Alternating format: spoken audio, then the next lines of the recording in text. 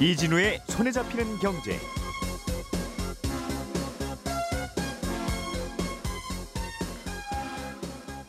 안녕하십니까, 이진우입니다.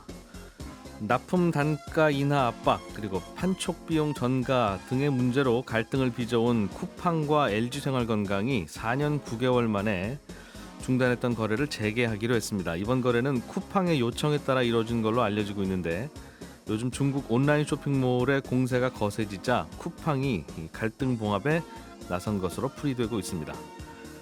이번 주에는 중요한 경제 지표로 중국의 지난해 4분기 GDP 성장률이 발표됩니다.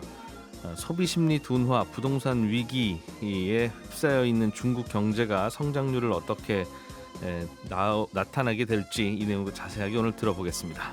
1월 15일 월요일 손에 잡히는 경제 시작합니다.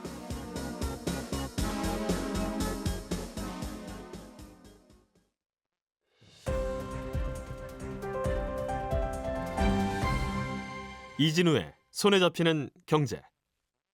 네, 월요일은 언더스탠딩 안승찬 기자와 그리고 새로운 목소리 한 분을 소개해드리겠습니다. 유춘식 전 로이터 통신 기자, 오늘부터는 경제뉴스 큐레이터 이렇게 불러드리기로 했는데요. 두 분 인사하시죠. 안녕하십니까? 안녕하세요. 네, 안녕하세요. 예.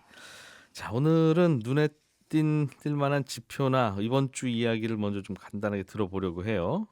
유춘식 큐레이터로부터 들어보겠습니다. 네, 우선 지난주 금융시장 지표를 보면서 시작을 하겠습니다. 예.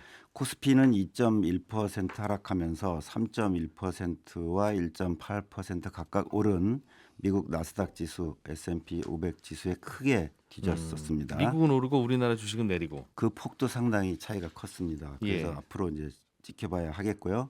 원화와 국고채 금리는 국내에서 큰 변동은 없는 한 주였습니다. 예. 이번 주 일정을 보면 오늘 15일 월요일 대만이 총통과 입법 위원 선거 이후 첫 영업일을 맞습니다. 그만큼 여러 가지 반응이 나올 걸로 예상을 합니다. 선거 결과가 증시에 반영이 되겠죠. 반영도 되고 여러 가지 목소리들이 나올 걸로 예상이 됩니다. 예. 16일 화요일에 한국에서는 12월 수출입 물가 지수가 발표됩니다.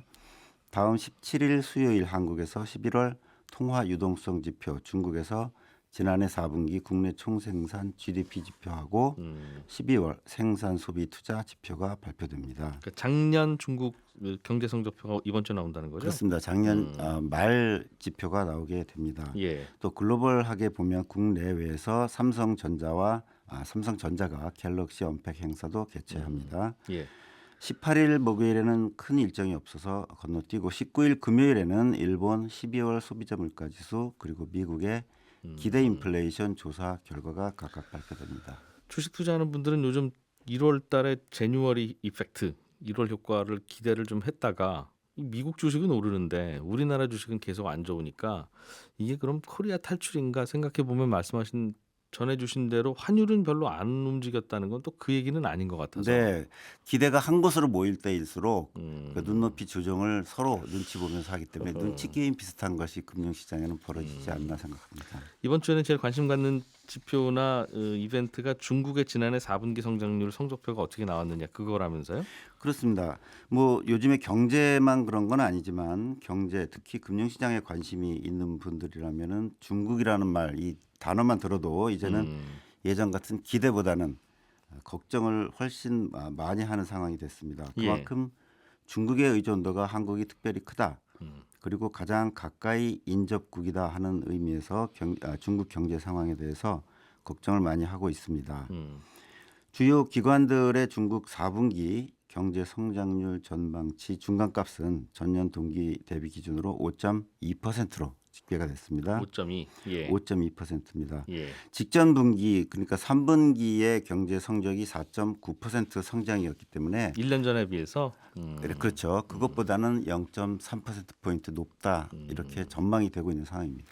전반적으로 중국이 좀 해줘야지 이렇게 실망스러워하는 느낌이야 뭐 계속 있습니다만 3분기에는 1년 전에 비해서 4.9% 성장했는데 4분기에는 5.2 정도 성장할 걸로 예상하고 있다면 뭔가 중국 경제도 좀 슬슬 회복은 하나?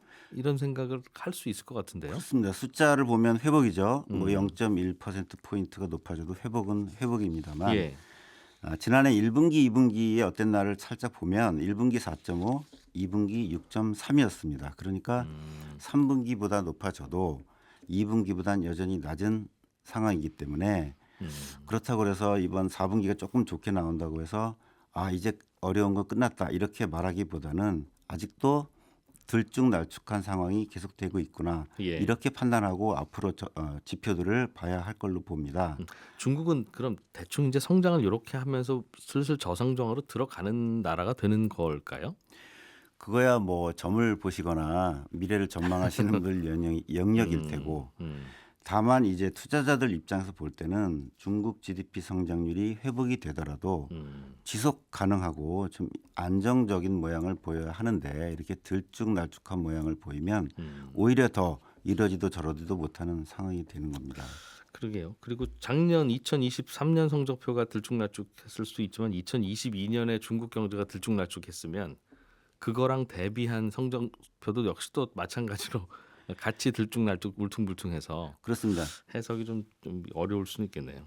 네, 그 울퉁불퉁한 것도 문제지만 5.2라는 숫자가 과연 그러면 높은 거냐 낮은 거냐 괜찮은 거냐 이런 의문을 가져야 할 텐데요. 네, 우리나라가 1%대라고 하니까 성장률이 그렇죠. 그리고 뭐 경제 규모도 훨씬 작으니까 5.2면은 괜찮은 거 아니야라고 생각하실지 모르지만 한 가지만 지적해 드리고 싶은 부분은 중국이 뭐 얼마 전만 해도 두 자릿수 9%대, 8%대 드디어 7%대 망하나 보다 이렇게 말을 했었는데 이제는 5%만 가지고도 가슴을 쓸어내려야 하는 상황이니까 예, 문제고 중국의 1인당 GDP를 보면 여전히 12,000불 수준이거든요. 우리나라가 33,000불 수준이니까 예, 12,000불 수준인 나라가 지금 성장률이 계속 떨어지고 있으면 그 숫자가 5라고 해도 예. 안전한 상황은 아니라고 볼 수 있습니다. 이게 이제 상승 추세냐 하락 추세냐 그게 더 중요하다. 그렇습니다. 근데 12,000불 1인당 GDP 가지고 벌써 내려가는 거면 좀 문제가 있는 것 같다 그런 말씀이에요. 인구가 워낙 많다 보니까 경제 규모가 커 보여서 그렇지. 네. 이것만 놓고 보면 중국도 이제 중진국 함정 뭐 이런 거 잘 못 벗어나고 또 다시 내려가는 거 아니냐 하는 걱정이라는 뜻으로 해석은 되네요. 네, 그렇게 보여지고요. 예, 중진국 함정이라면은 이제 그 빠른 성장세는 주로 노동력이 많이 늘어나고 생산 요소가 갑자기 늘어나면서 성장이 빨라지는 기간을 거치다가 이 요인들에 의한 혜택이 사라지면서 성장률이 동력을 잃게 되는 상황입니다. 중국은 여기에 덧붙여서 미국과 패권 경쟁, 기술 경쟁, 경제 경쟁을 격하게 하고 있기 때문에 더더욱 예. 그 암초에 부딪힌 상황입니다. 중국의 성장률 둔화가 일시적인 거냐 아니냐 이거는 아까 말씀하셨듯이 그건 점 봐야 된다 그런 거고 투자자들 입장에서는 그러면 이걸 좀 긍정적으로 봐야 되는 건지 한 요 정도나 5.2% 정도 나오면 이게 애매합니다. 경제 수치가 점점 악화되고 경고의 목소리가 점점 쌓여가고 그래서 부양책이 아니면 힘들겠다 하는 상황이 되면 차라리 투자자들은 부양책에 기대서 베팅을 하고 그러면 자금이 들어와서 그러니까 성장률이 한 3%쯤 나왔으면 뭐 계속 떨어진다든지 저거는 이대로는 뭐, 안 된다라는 의미 여러 군데서 울리면 당국도 이제 손을 대게 되는데 애매한 숫자다 이거군요. 지금 이제 애매하기 때문에 이럴 경우 투자자들이 하는 행동은 한 가지입니다. 좀 떨어져 있자. 그렇게 되면 자금이 안 들어오거나 나가니까 여러 가지 불안 요인이 제기되는 상황입니다. 숫자 자체는 조금 올라가는 것 같더라도 오히려 투자자들 입장에서는 참 골치 아픈 숫자가 나오는 것 같다 그런 말씀이네요. 네.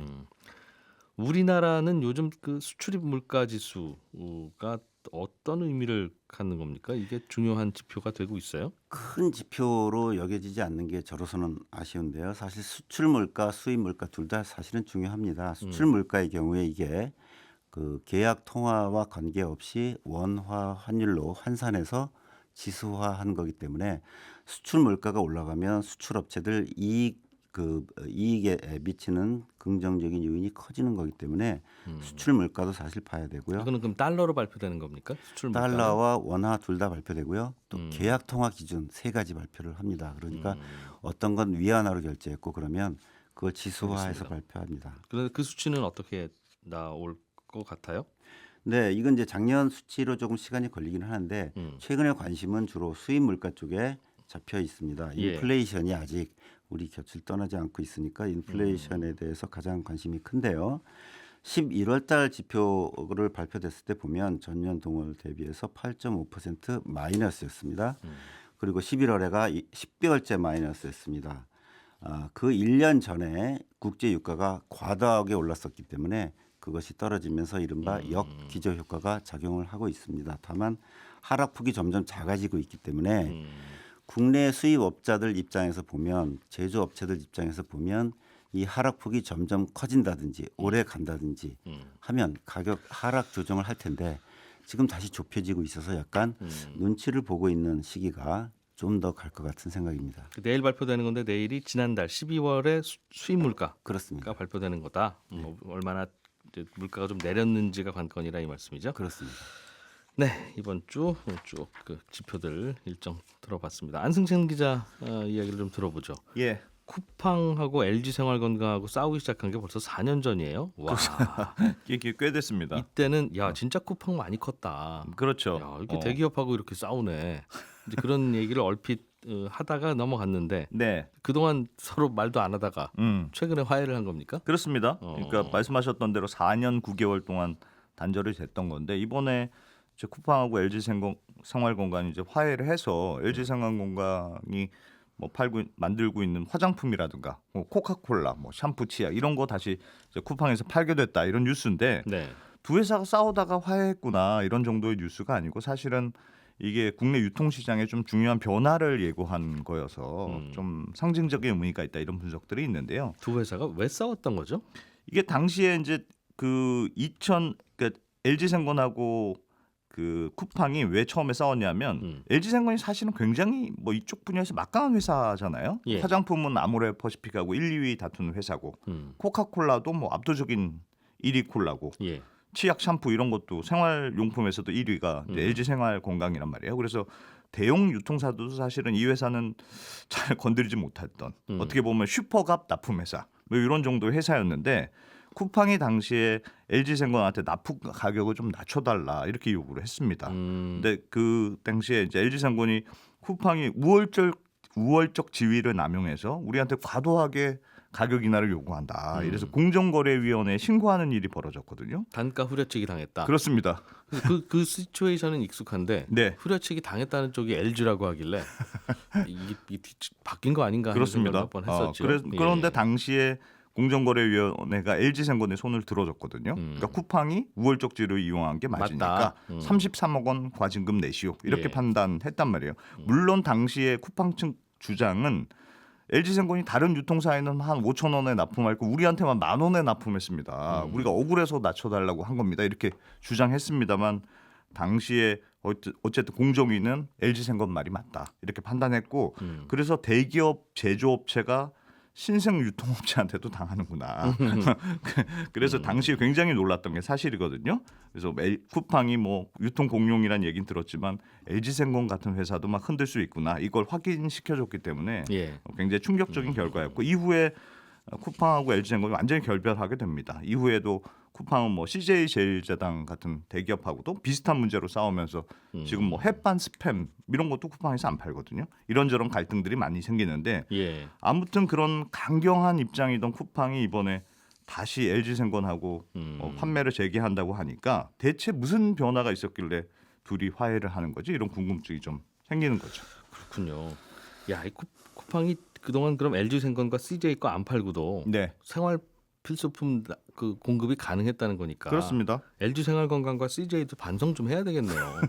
네, 그렇습니다. 그 햇반, 뭐 스팸, 코카콜라 이런 거 안 팔아도 네, 펩시콜라 마시고 그렇습니다. 즉석밥 다른 거 있고 네. 뭐 그런 뭐 비슷한 것도 있고 그러니까 근데 이제 이번에 쿠팡이 먼저 손을 내밀었다. 이게 정설입니다. 물론 서로 이제 판매가 안 되면 양쪽 다 조금씩 타격이 있을 거 아니에요. 근데 예.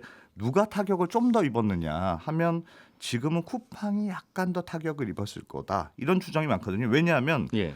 LG생건도 실적이 요즘 부진하긴 합니다만 대체로 중국에서 이제 화장품 판매가 잘 안 되니까 그게 주요 원인이지.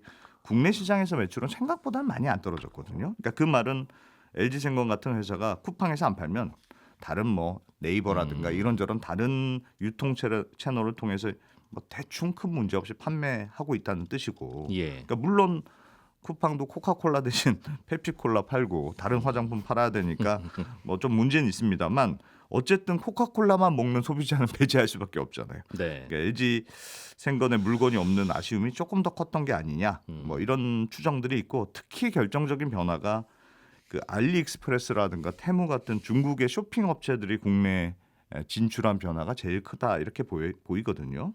국내 요즘 중국 업체들이 정말 뭐 무서운 속도로 지금 시장을 잠식하고 있고 근데 이게 쿠팡의 경쟁자들이에요? 알리익스프레스나 아이, 테무 같은 중국 쇼핑 엄청납니다. 업체들이? 왜냐하면 이 회사들이 지금 LG 생건하고 손잡고 코카콜라도 팔고 국내 화장품도 팔고 하거든요. 그러니까 중국의 물건들만 파는 게 아니고. 예. 그러니까 쿠팡 입장에서는 이런 변화가 매우 신경 쓰일 수밖에 없고 그래서 쿠팡이 먼저 LG 생건의 고개를 숙이고 예전보다 좀 좋은 조건을 제시하면서 둘이 화해한 거 아니냐 이렇게 그렇군요. 지금 추정하고 있습니다. 이게 중국산 제품만 파는 앱이 아니라 그렇습니다. 들어가 보면 햇반도 있고 코카콜라도 있고. 네.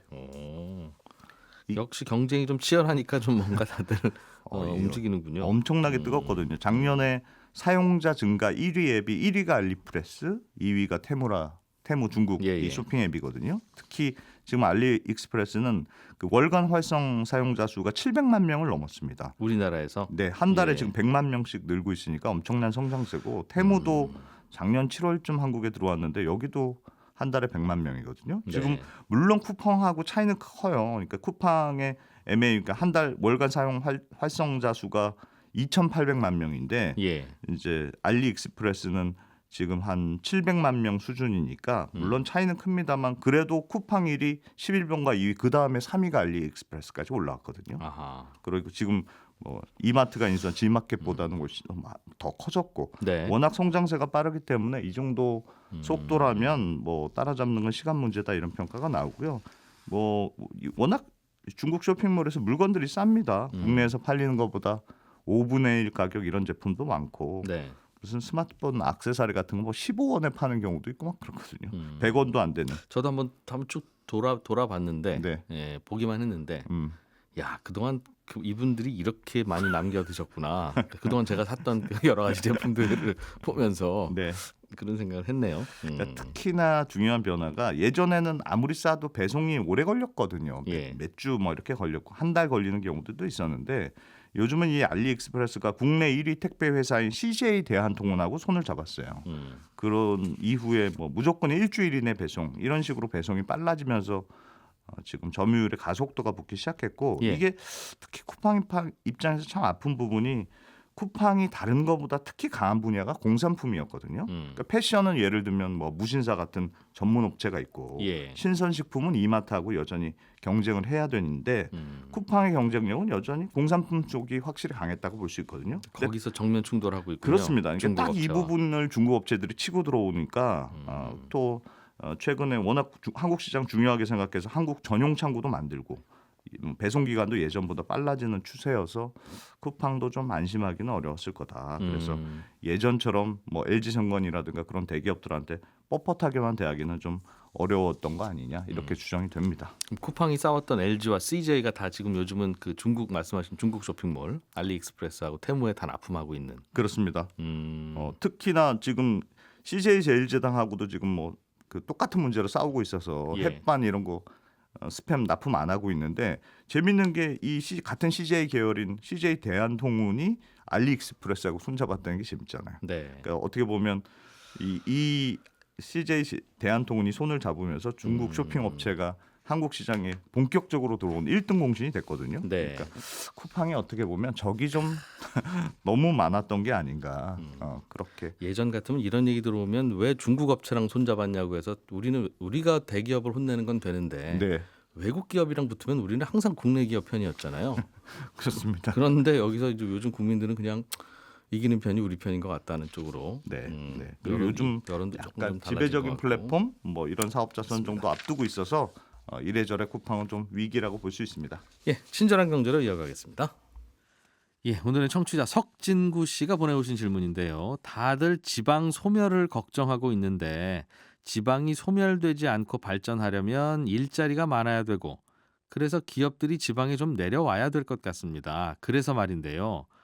땅값이 싼 곳은 법인세율도 싸게, 땅값이 비싼 곳은 법인세율도 비싸게 매기면 기업들이 계산기 두드려 보고 법인세가 싼 지방으로 내려와서 사업을 할 것 같은데 이런 아이디어는 어떤가요? 친구들한테 얘기해 보니까 야, 그러면 정말 괜찮다고들 하던데요. 이런 질문을 보내주셨습니다. 우리나라는 법인세율 자체는 서울과 지방이 다르지 않지만 지방에서 사업을 하면 이런저런 지원금도 주고 세금도 깎아주고 공장 부지도 싸게 주고 다양한 혜택을 줍니다. 그러니까 그런 혜택을 더 강하게 주거나 세금을 더 깎아주거나 아니면 서울 기업은 세금을 좀 더 무겁게 물리면 알아서 다들 지방으로 내려오지 않겠느냐 하는 아이디어가 말은 되는데요. 기업들이 지방으로 내려가면 인재들도 지방으로 내려가고 인재들이 지방에 많아지면 기업들은 더 지방으로 내려오는 선순환이 생길 수도 있을 텐데 문제는 그런 선순환이 생기기 직전에 그 과도기를 견디지 못하기 때문에 이런 게 아예 시작이 안 됩니다. 무슨 말이냐면 지방에는 이미 청년들이 많지 않아서 직원 뽑기가 어려운데 기업들은 지방으로 내려가서 좋은 직원 뽑기가 어려워지면 아무리 세금 깎아주고 혜택이 많아도 못 내려가거든요. 그런데 또 직원들은 기업들이 먼저 내려가 있어야 저기 기업들이 좋은 게 많네, 저 회사들 다니면 좋겠네 싶어서 지방으로 내려가니까요. 기업들 입장에서는 좋은 직원들이 지방에 먼저 내려와야 되고 그래야 우리도 내려가지 그러는 거고 직원들 입장에서는 좋은 기업들이 지방에 먼저 내려와야 우리도 내려가지 그러고 있는 겁니다. 그러니까 닭이 먼저냐 달걀이 먼저냐인데 그런 상황에서는 먼저 내려가는 쪽이 항상 손해잖아요. 그래서 정부도 먼저 좀 내려오게 하려고 이런 혜택 저런 혜택을 파격적으로 많이 주고는 있는데도 다들 인생은 한 번뿐이고 기업도 한 번 삐끗하면 큰일이니까 이게 아무리 큰 혜택을 준다고 해도 내 인생을 걸고 또는 우리 기업의 운명을 걸고 먼저 지방으로 내려가서 내가 우리나라 지방 발전의 밑거름이 되겠다고 하는 사람이나 기업이 거의 없기 때문에 생기는 일입니다. 이런 상황에서 지방으로의 이동을 결정하려게 하려면 잘 안 되고 실패하더라도 괜찮을 만큼의 아주 엄청난 혜택을 줘야 되는데 그럴 만큼의 지원 예산은 없고요. 그래서 결론적으로는 법인세 세율을 조정하는 것 정도의 약한 혜택으로는 지방 소멸을 막기는 좀 어렵지 않을까 하는 겁니다. 이런 고민은 우리나라뿐 아니라 전 세계가 다 하는 고민인데요. 아무리 고민해도 해답이 잘 안 나오기 때문에 다른 나라들도 지방 균형 발전은 사실상 대부분 포기하고 사람들이 도시로 몰려들 때의 부작용을 줄이기 위한 현실적인 정책을 고민하는 쪽입니다. 질문 보내주신 석진구 씨께는 저희가 준비한 선물 보내드리겠습니다. 저는 내일 아침 8시 30분에 다시 찾아오겠습니다. 이진우였고요. 함께해 주신 여러분 고맙습니다.